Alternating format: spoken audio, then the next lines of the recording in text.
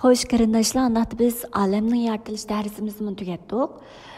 Biz bu olamning yaratilish darsimizni bir qatim eslab ko'rib, bir yig'inchoqlab xulosalab ko'rsak, biz olamning yaratilish birinchi darsimizni boshlagan vaqtimizda olamning yaratilishini tuzilishi jihatdan mundaq bir bo'lak, cho'ng ikki bo'lak ayirgan. Ya'ni birinchi bobdan 11-chi bobgacha bir bo'lak va 12-chi bobdan 50-chi bobgacha bir bo'lak deb mundaq bir ikki cho'ng bo'lakka bo'lib turib ko'ngil bo'ldi deb ayirgan edik.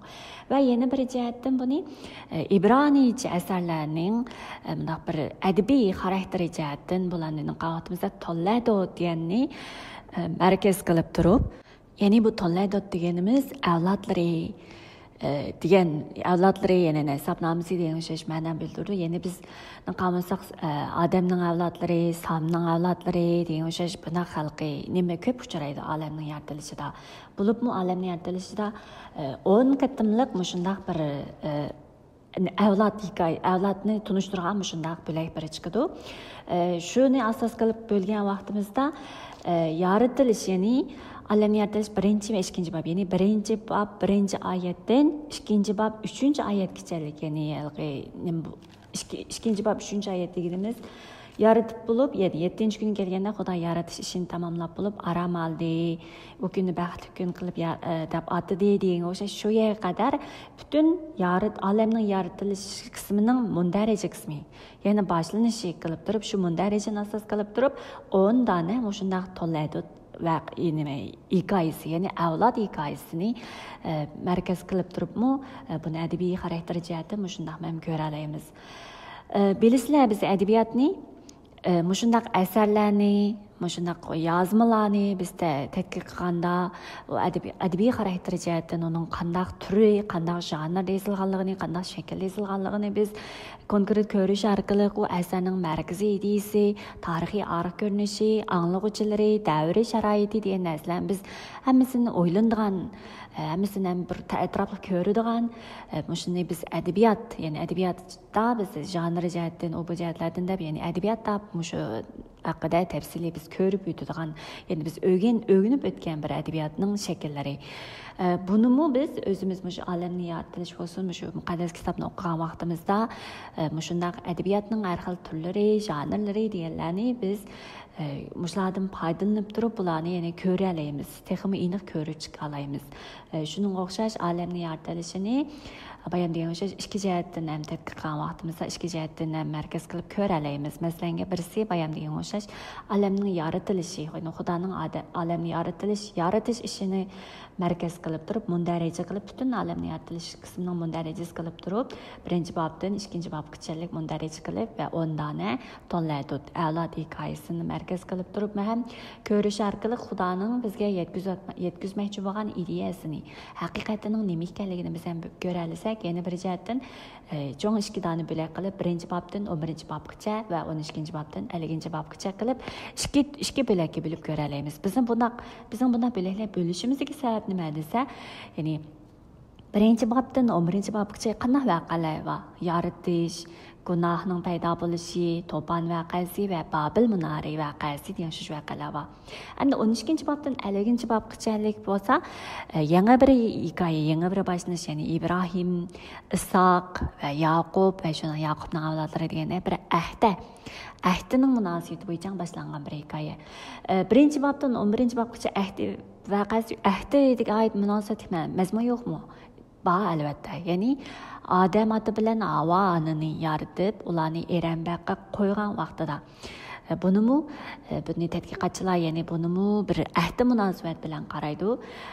Andan keyin bu 12-chi bobdan 50-chi bobga kelgan vaqtimizda Xudo Ibrohimni tanlab, Ibrohim bilan ahd tuzib va Ibrohim va uning avlodlarini tanlab, ularga ham baxt va'dasi, zimin va'dasi, avlod va'dasi degan o'xshash nurg'un va'dalarni berib, ularni yetaklab mangdi. Ham shu ahdlar mazmunini qarasak, biz Xudoning İbrahimni va uning avlodlarini chaqirishki maqsadini ifodalab beradigan va so'zlarini ham aniq ko'ra olamiz. Masalan, biz bayon Adem oti bilan Havoni yer yuziga eranbaq qo'ygan vaqtda ham ahdlik munosabat bor edi ularda degan edik. Lekin bu vaqtda Adem oti bilan Havoni gunoh o'tkazib, Xudoning amri farmoniga, ya'ni Xudoning so'ziga xiloflik qilgan bir gunoh o'tkazdi. Shunday qilib gunoh paydo bo'ldi. Shuning uchun bu insoniyat yer yuzi, ya'ni gunoh bilan, qorong'ulik bilan, yomonlik bilan to'ldi-da.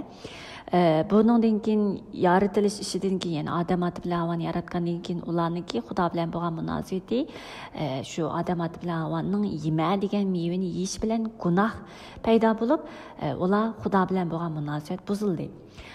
Shunday qilib odam bilan Xudoning munosabati buzilgandan keyin yer yuzida yomonlik va gunoh paydo bo'lgandan keyin insonlar razillashishga boshlab, Xudo to'pon balasi, ya'ni to'pon voqeasi Nuh payg'ambar davriga kelganda to'pon orqali yer yuzini bir qatam yo'qotdi, insonlarni yo'qotdi. Va Nuhning avlodlari bilan, ya'ni Nuhni durustlab, Nuhni olib qolgandan keyin Nuhning avlodlari orqali odamlar qayta ko'payishga boshladi. Lekin shu vaqtda yana insonlar, ya'ni Nuhning avlodlaridan tarqalgan insonlardan, ya'ni insonlar razillashib shu vaqtda o'zining nomini chiqarish uchun bir munora yasayli deyish bilan shu vaqtda Babil munora voqeasi yuz berganligi bilan yana bu yerda insonlarning razilligining chekiga yetganligini ham ko'rsatib beradigan bir voqea. Lekin shu vaqtda Babil voqeasi vaqtida Xudo dastlabda degan o'xshash, dastlabdagi nimasi bo'yicha o'ttirib to'pon orqali insonlarni yo'qotgan bilan to'pon voqeasida Nuhga Xudo ahd tuzganda deydi: "Men ikkinchi yer yuzini suv bilan yo'qotmayman" deb. Keyingi voqeadan keyin Xudoning hukmi nim bilan isbotlandi. Suv bilan insonlarni yo'qotmaydigan bo'ldi. Undan bo'lsa keyingi Xudoning insonlarni jazolash hukmi bo'lsa o't. Biz shuning uchun do'zax o'ti deymiz emasmi? O't bilan insonlarning hukmi o't bilan hukm qilgan hukm. Undan so'ng Babil voqeasi vaqtida insonlarning razilligi ham o'xshashlar shu chekiga yetgan vaqtida, lekin Xudo bu vaqtda insonlarni yo'qotmasdan, hukm qilmasdan, so'roq qilmasdan, balki aksicha Babil voqeasi, ya'ni insonlarning tilini shunda qalamaqalashtirib atgandan keyin, har xil bo'lib atgandan keyin bo'lsa, dal oqidan qanday voqea Ibrohim, ya'ni Ibrohim payg'ambarni tanlagandagi shu hikoya boshlandi. Ya'ni bu yerda biz bayan 1-bobdan 11-bobgacha bir bo'lak qilib, 12-bobdan 50-bobgacha bir bo'lak qilib ko'rimiz deganimiz dal shu.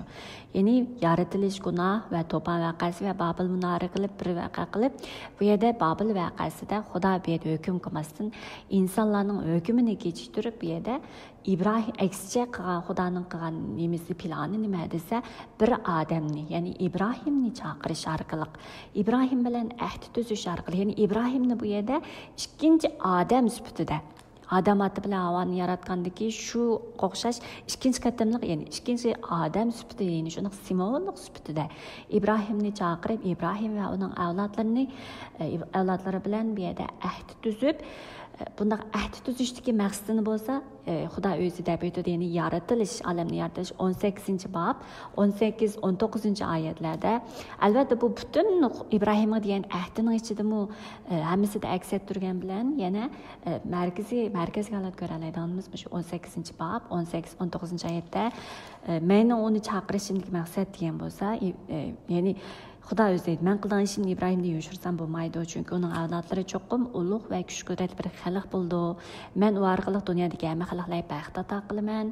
Men uni va bolalarini, avlodlariga mening yo'limni tutishni, ya'ni Ibrohimni va uning avlodlari bilan ahd tuzishga maqsad Xudoning yo'lini saqlashni, biz ibronicha o'qisak, Xudoning yo'lini saqlashni va shundaqla haqiqat, durust deb tarjima qilibdi, haqiqat va adolatni yurgizish uchun deb tanladim degan so'z. Ya'ni haqiqat va adolatni yurgizish uchun, haqiqat va adolatni yer yuzida taqdish uchun deb tanladim deb bu yerda Xudoning Ibrohimni bu yerda chaqirishidagi maqsadining yer yuzida İbrahim ve onun avlodlari orqali Xudoning haqiqati va adolatini namoyon qilish keligini bu yerda aks ettirib beradi.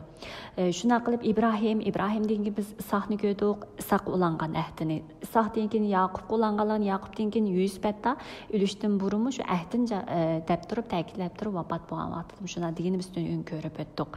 Biz buni ham Yeshaya payg'ambar qismida biz men burun degan oldin qatimdim degan, ya'ni Yeshaya payg'ambar qismida Yaqub jamiyati, Yaqub oilasi, Isroil deb turib Yaqubning bolalari degan o'xshash, ya'ni Isroillarni chaqirishga maqsadining yer yuzida Xudoning haqiqiy adolatini namoyon qilgan, Xudoning nurini namoyon qilgan, dunyoga nur bo'lib, butkul xalqlarga shu xalq orqali baxt ato qilish ekanligini biz Yeshaya payg'ambar orqali qism orqali ko'ramiz hamda qonun sharhi orqali qonun sharhidimi men Isroillarni tanlashimdagi sabab degan narsalarni biz shu qonun sharhida, ya'ni qonun sharhi 4-bob ko'rsanglar va 1-podshohlarning 11-bob ko'rsanglar, Yeshaya payg'ambarning 42-bobini ko'rsanglarmi, Isroil, ya'ni Yaqub jamoatini, Isroillarni chaqirishimdagi maqsad haqqoniyligim ayon bo'lsin deb tanladim. Shunaqla men seni qo'g'dab, seni tanlab, men seni Isroillarga ahdamni amalga oshirish uchun avatman, barliq allarni yoritadigan nur qilaman degan o'sha so'zlar. Barliq allar orasida, xalqlar orasida go'hrim qilma degan so'zlar mush qonun sharhi Yeshaya payg'ambar qismlari orqali ham Ibrohim va Ibrohimning avlodlari bo'lgan shu Isroillarni tanlashidagi Xudoning sabab maqsadining Xudoning haqiqati va adolatini yer yuzida namoyon qilish, yer yuzidagi butkul xalqlarga nur bo'lish uchun chaqirganligini betab o'tadi. Ham Yeshaya payg'ambar qismi qarasak, mushundaq ahdini buzgan, ya'ni mushu Xudoning haqiqatan adolat yo'lini tutmay, Xudoning yo'lini tutmay, Xudoning so'z farmonlarini saqlamay, balki o'zining mushu gunohkor tabiati bilan yashagan Isroillarni Yeshaya payg'ambar qismi qarasak, Yahudaning jazolashi, Allahning jazolanishi degan o'xshash so'roq bir hukmlar o'xshash mazmunlar bor. Buning sababi dal mushundaq Xudoning tanlashdagi maqsadi, sababi Xudoning plani bo'yicha ish qilmagan, ya'ni Xudoning chaqirgandagi tanlashdagi maqsadi bo'yicha mangmagan bu Isroil xalqini oqibati bo'lsa shuna jazolab ularni surgun qilganlik ekanligini ham o'sha Yeshaya payg'ambar qismida deb aytadi. Qisqasi mushundaq olamni yaratilishini biz bayam ahd munosabat bilan qaragan vaqtimizda İbrahimni chaqirish sababini bo'lsa, ikkinchi odam sifatida İbrahimni chaqirib, İbrahim va uning avlodlari orqali yer yuzidagi boshqa allarga ham baxt biz degan İbrahim hadisiga muhim bo'lgan 3 dona so'z baxit, zimin va shunday avlod degan o'xshash. Mushunga o'xshash bular hamda mushunga ichidagi baxit deganning nimaligini biz ham Yaqub payg'ambar, ya'ni oldingi bobdagi 47-bobni o'qib olsanglarmi, anglab olsanglarmi, shu Xudoning baxt degani, Xudoning haqiqati va adolatini boshqalarga namoyon qilish ekanligini biz deb o'tganga o'xshash. Mana mushundaq olamni yaratilishini cho'ng jihatdan bayonlagan shu ikki xil tuzishdagi sababning mushunday ekanligini biz ham ko'ra olamiz. Endi biz bayonladik olamning yaratilishida Xudo nima uchun biz olamni yaratilish birinchi bobda undab o'tgan yaratish ishlari, Xudo nima uchun insonni yaratdi? Bu bizning savolimizmi, bir alayt programmamizmi? Biz bundan ko'rish orqali Xudoning asli maqsadi, inson yaratishga maqsadining baxt, saodat ato qilish ekanligini, Xudoning irodasi, ya'ni insonga bo'lgan inson yaratishdagi irodasi, maqsadi, planining insonga baxt, saodat ato qilib o'zining shon sharafi bilan birga baholanish ekanligini biz deb o'tgan.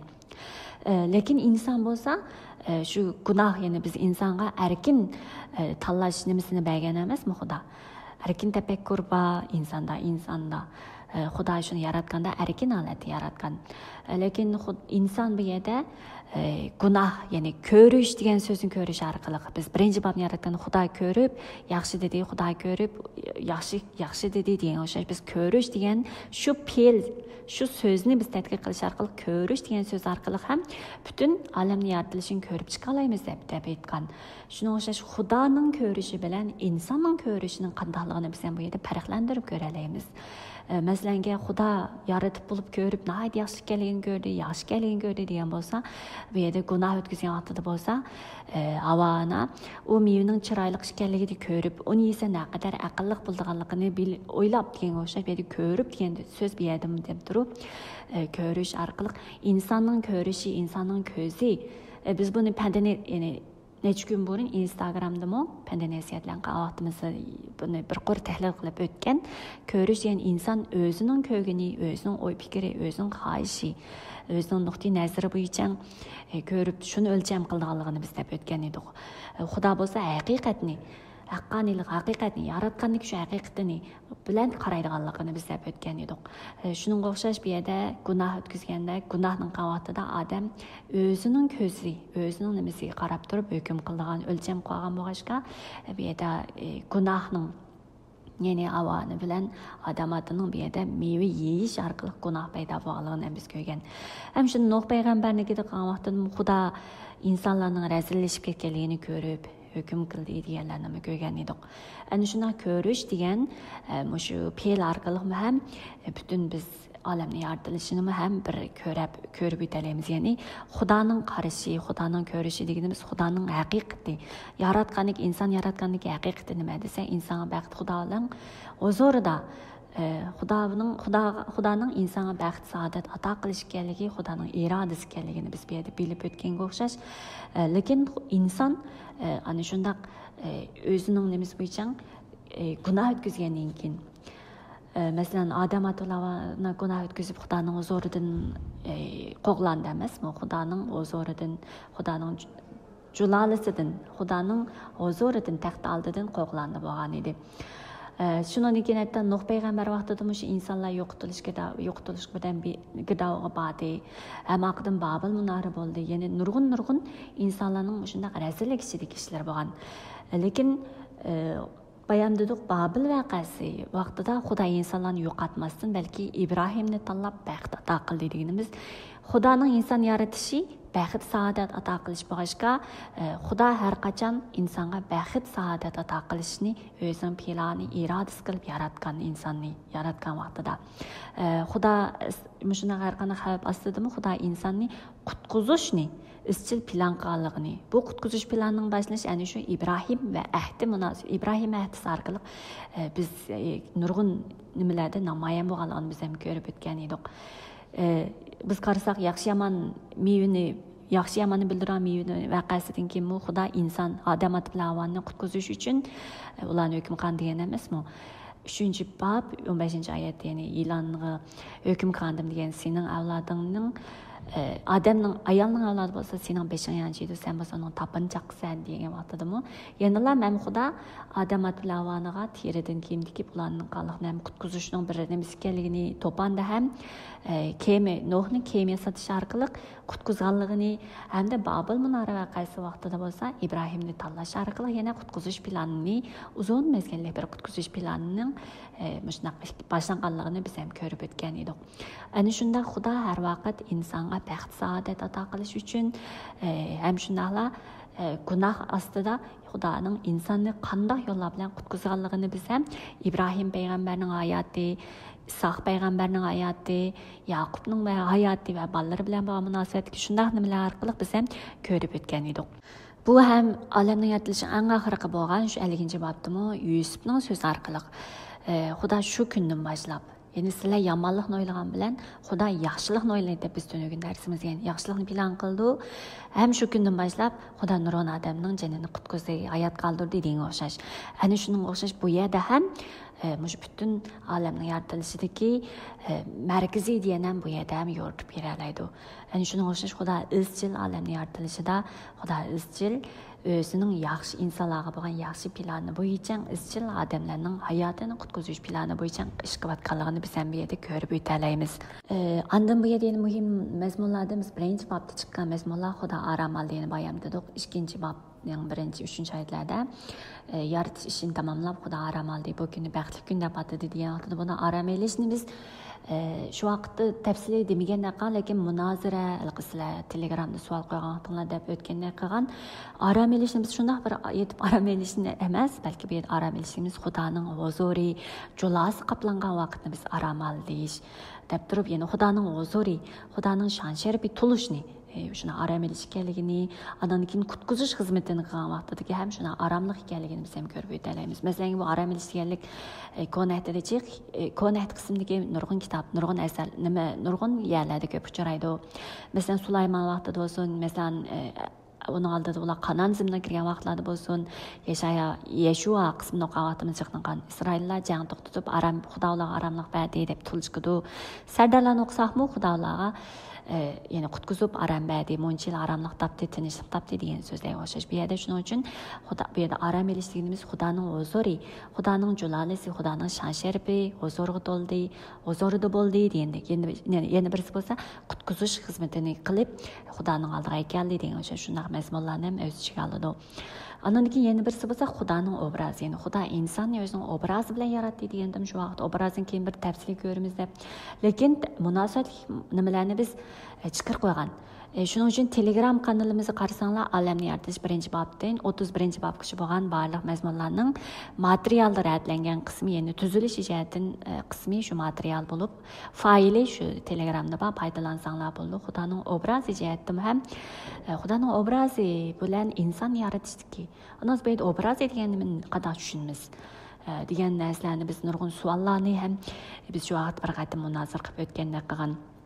Әмiyet Xudoning obrazimiz, Xudoning shon sharafini inson ustida namoyon, Xudoning ulug'ligini insonning hayoti, inson ustida namoyon qilmoqchi bo'lganligini, Xudo o'zining shon sharafini inson ustida namoyon qilmoqchi bo'lgan shu.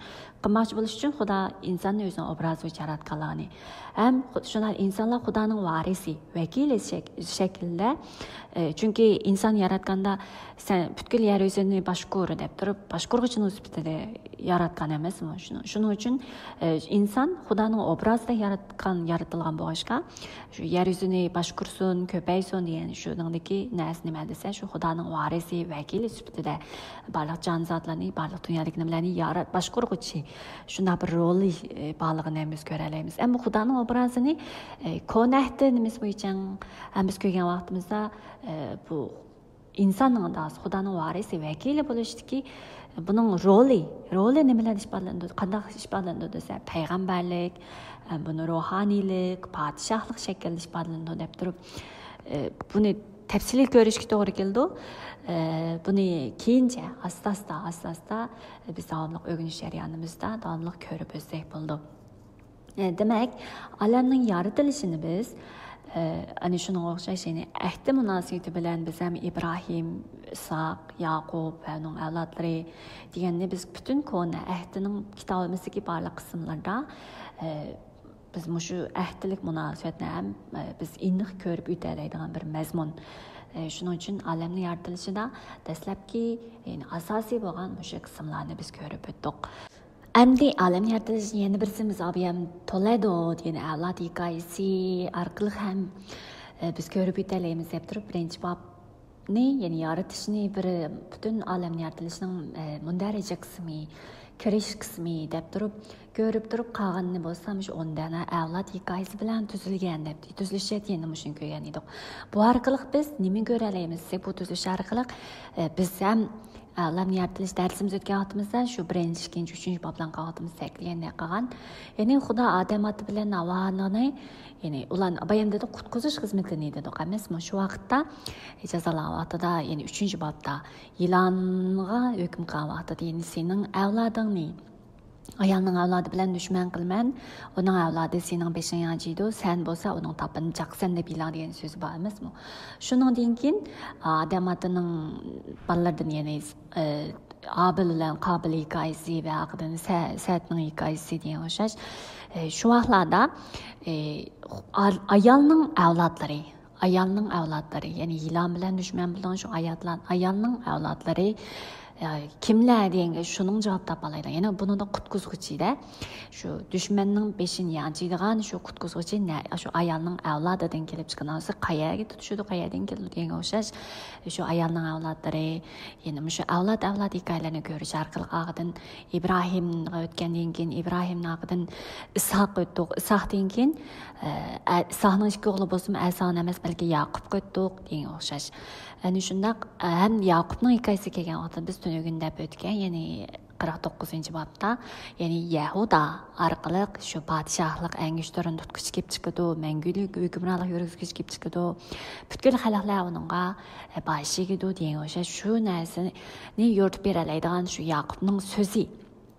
Shu orqali ko'ra oladiganimiz ham deb o'tgan edik. Shuningdek, yaratilish beshida degan so'z oxirida ham bayam Yusuf hikoyasi orqali amalga oshgan o'xshash, shuna Yaqubning so'zi orqali amalga oshgan o'xshash.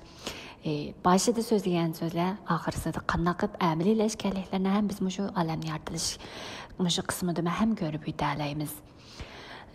Ma'qul olamning yaratilishi shundaq hozircha tuzilish jihatdan ikki xil tuzilish jihatdan ikki xil nimaga bo'lib turib ko'rib o'tdik.